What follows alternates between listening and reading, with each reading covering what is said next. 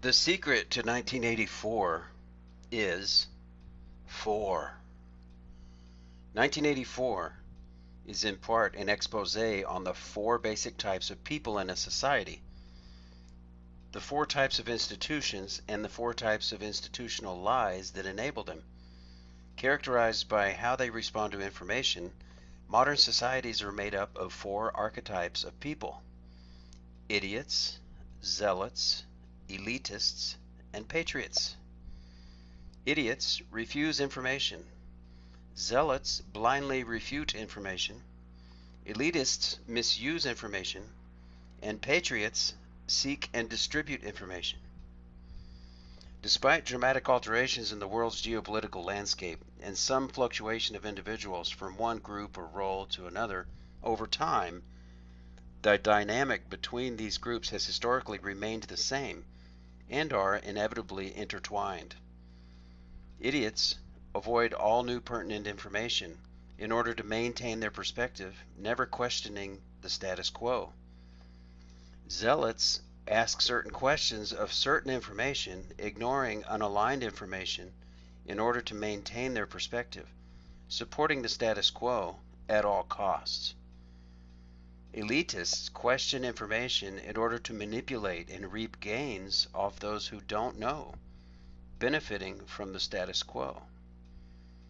Patriots question information to educate themselves and share it with others in order that we might enhance our lives and progress beyond the status quo.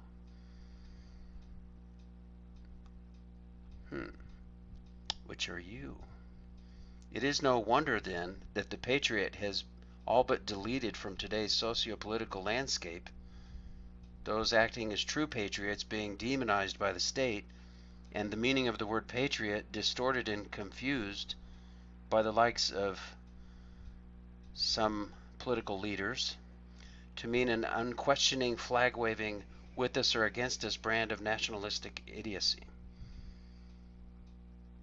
Using a practice so well defined by Orwell that it is known today as Orwellian speak, institutions transfer and confuse words and ideas by mixing up themselves, their policies and their products with patriotic ideas and words. They take the meaning of words and archetypes and flip them on their heads.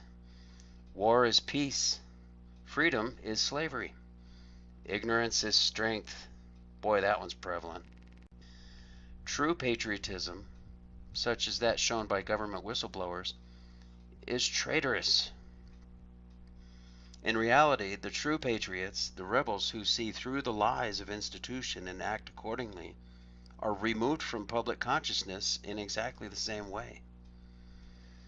In Orwellian fashion, the 4th deleted class of people in 1984, the Brotherhood, who are working to bring down the fascist inner party, are deleted through the admission of language. The other 3 types, which are specifically mentioned in the book within the book, the fictional theory and practice of oligarchical collectivism, are the high, the middle, and the low castes. Similarly, the other 3 types of people depicted in the society of Oceania are the inner party, the outer party, and the proles. Prole, that reminds me of Marx, proletariat. The social classes interact very little. The inner party and outer party make up 2% of the population and are the institutionalized controllers of Oceania. They are akin to modern politicians and the financial elite, working with and against one another and clamoring to gain and maintain power. They have privileges the other castes do not, including being able to temporarily turn off the propaganda spewing telescreens. However, there is a pecking order within the party. This reminds me of Plato's The Cave, his book on the images on the cave wall, the shadows that people look at without looking behind them to see who's projecting the shadows, and who's really, and they never see the people making the shadows. They just follow the shadows their whole life and don't even realize someone is projecting them. Okay, back to the article. The outer party are given state administrative jobs and are composed of the more educated members of society. They are responsible for the direct implementation of the party's policies but have no say in decision making. They are the artificial middle class and as such have strict rules applied to them. They are allowed no vices other than cigarettes and Victory gin, are spied on via their telescreens, and are encouraged to spy on each other and report suspicious activities to Big Brother. The lower class of workers that perform the majority of menial tasks and labors are known as the proles. They live in the poorest of conditions, are not educated, and instead are kept entertained with alcohol, gambling, sports, fiction, and pornography called prole feed, the 1984 equivalent of bread and circus. According to the inner party and the telescreen it controls, those who might challenge the system, the important fourth type of person, simply do not exist. The Brotherhood, the organization of patriots, are portrayed by the controlling inner party as only a rumor, and the notion of their existence is belittled by the inner party via the telescreen. In Oceania, if the telescreen is to be believed, there are no patriots, nor is such action allowed, and any who think that way are isolated by the divide and conquer tactic used by empires past and present. Thus, like so many in our failing society, Smith believes himself to be the last man in Europe. During times of universal deceit, telling the truth becomes a revolutionary act. George Orwell. And yet, as the character of Winston Smith accurately observes in his diary, if there is any hope, it lies with the proles, just as our hope for today lies with the so-called 99%. The proles in our society must begin to look beyond the bread and circus, beyond the prole feed, and become a true brotherhood and sisterhood by questioning information, educating themselves, and sharing what they learn with others in order that we might overcome institutional oppression and finally create the golden age that is our combined potential. God and gold is within. We shall meet in the place where there is no darkness. George Orwell, 1984. Nothing Orwell wrote was by accident. The name of the character who leads the Brotherhood Rebellion is named Emmanuel Goldstein, or Goldstein, a name that translates roughly to mean that God, Emmanuel, and gold are within Goldstein.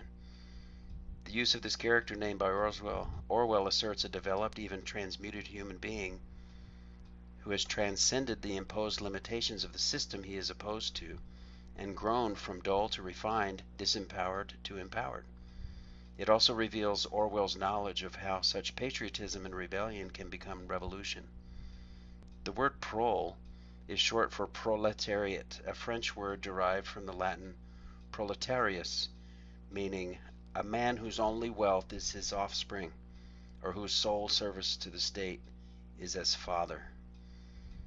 A word evoking pure institutionalized collectivism.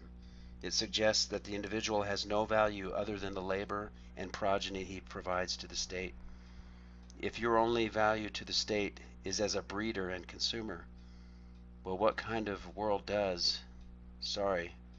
would that result in? Now compare that definition to the name Emmanuel Goldstein. Golden godliness is within. In complete contrast, it is a statement of inner development, of individual enlightenment and empowerment, which, as Orwell knew, are the only forces that can successfully lead a rebellion against the institutional oppression of both fiction and reality. See, the secret to 1984 is 4. Its most powerful message, and it's in its omissions, in the omission of information, which is the only way the party or state can maintain authoritarian control, and in the deliberately omitted fourth human archetype, the righteous rebel, the marginalized voice of dissent, who is led to believe that he is the last man in Europe. But in fact, the last man in Europe is you and I. We are everywhere. And as we open our minds and our mouths and embrace the gold within, we retell the lost narrative of the brotherhood, and turn our proles into our brothers. Emmanuel Goldstein, to you, godliness and gold is within.